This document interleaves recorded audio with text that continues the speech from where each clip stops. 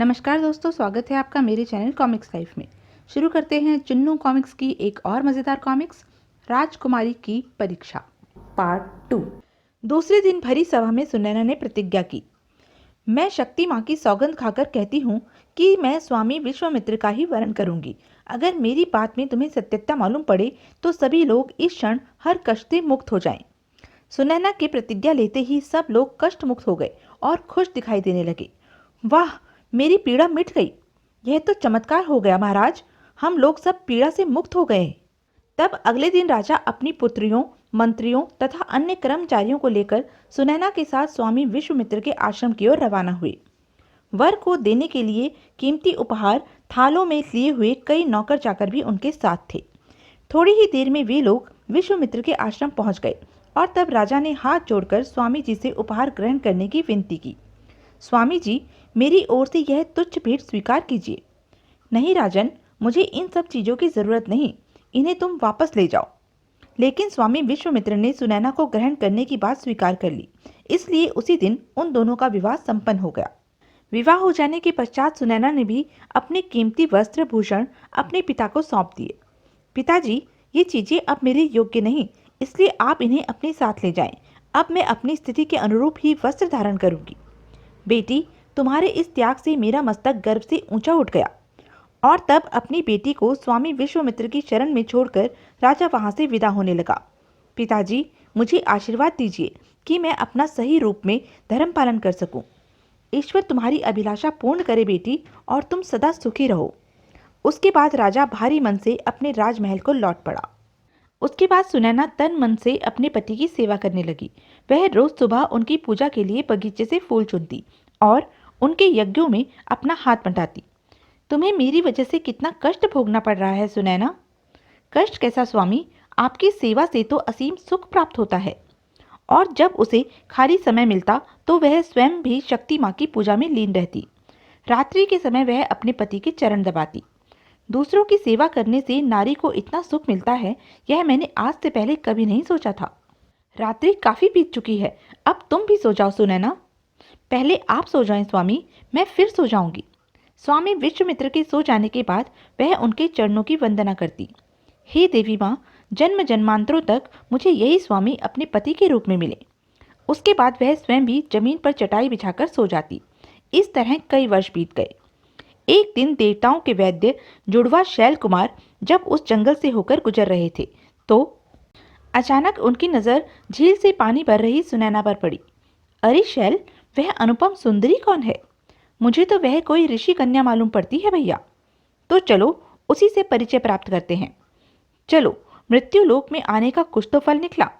तब दोनों शैल कुमार सुनैना के पास पहुंचे और अपने हाथ जोड़कर बोले, सुंदरी, हम लोग शैल कुमार हैं, देव देवताओं के वैद्य। तुम कौन हो? तुम कोई देवी हो या मानवी? मेरा नाम सुनैना है। मैं स्वामी विश्वामित्र की पत्नी हूँ, लेकिन दुर्भाग्यवश मेरी ही एक भूल के कारण वह अंधे हो गए हैं। ओह! किंतु देवताओं के वैद्यों को देखकर सुनैना के मन में एक नई आशा जाग उठी। ये लोग देवताओं के वैद्य हैं, यह जरूर मेरे पति की दृष्टि लौटा सकते हैं, लेकिन मैं इनसे कहूँ कैसे? तभी उन कुमारों की आवाज ने सुनैना को चौंका दिया। तुम्हारा पिता जरूर कोई निष्ठुर व्यक्ति होगा जिसने तुम्हारा विवाह उस अंधे बूढ़े सन्यासी से कर दिया। हाँ, निश्चित रूप से वह पागल होगा। उन कुमारों की बात सुनकर सुनैना हक्की बक्की सी खड़ी उनका मुख ताकने लगी। तुम अपना यौवन इस तरह नष्ट न करो सुनैना। हम में से किसी एक से विवाह करके तुम सुखपूर्वक जीवन व्यतीत करो। यह सुनते ही सुनैना आवेश से भर उठी। छी, तुम लोग अपने को देवताओं का वैद्य कहते हो। किसी सती साध्वी स्त्री से इस तरह की बातें करने का तुम्हें साहस कैसे हुआ? लेकिन सुंदरी, इससे पहले कि मैं तुम्हें कोई शाप दे बैठूं, तुम फौरन यहाँ से चले जाओ। ठहरो देवी, हम सिर्फ तुम्हारी परीक्षा ले रहे थे। तब मेरे क्रोध को क्षमा करें देव। तुम्हारा क्रोध उचित था देवी। अब हम पुरस्कार स्वरूप तुम्हारा भला करना चाहते हैं। अगर आप लोग मेरा कुछ भला ही करना चाहते हैं तो मेरे पति की दृष्टि लौटा दीजिए। हम तुम्हारे पति की दृष्टि अवश्य लौटा देंगे देवी। हम उन्हें अनंत काल के लिए यौवन भी दे देंगे। किंतु क्या? हम उन्हें बिल्कुल कामदेव जैसा रूप दे देंगे, मगर तुम्हें अपने पति को पहचानना होगा। उनकी यह शर्त सुनते ही सुनैना सोच में पड़ गई। क्या मैं इस परीक्षा के लिए तैयार हो जाऊं? उसी सोच में डूबा देखकर। इसमें इतना संकोच कैसा? तुम तो सती साध्वी हो, तुम्हारे लिए अपने पति को पहचानना क्या मुश्किल होगा?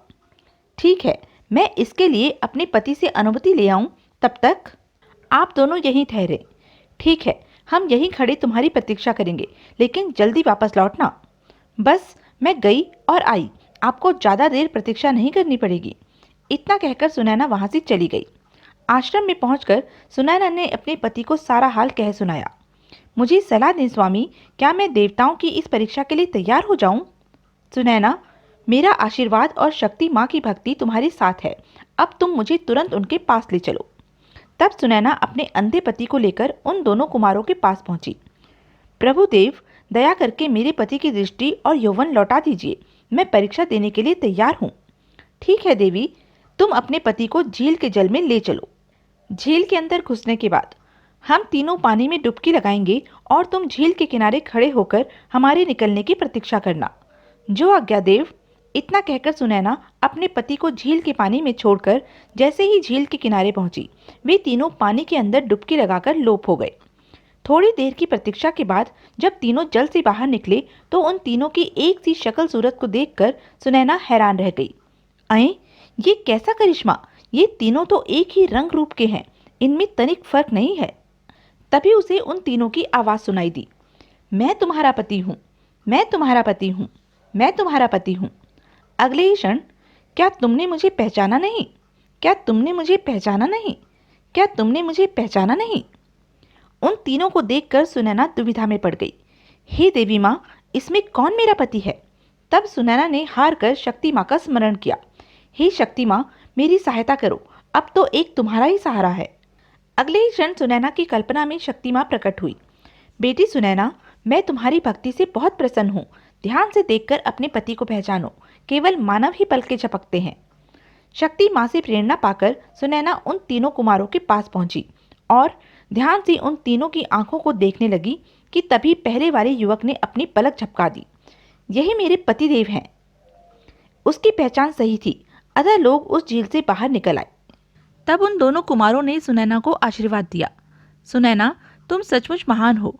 तुम जैसी सती साध्वी नारी के आगे स्वर्ग के देवता भी अपना शीश झुकाते हैं। तुम्हारा यश इस दुनिया में सदा अमर रहेगा।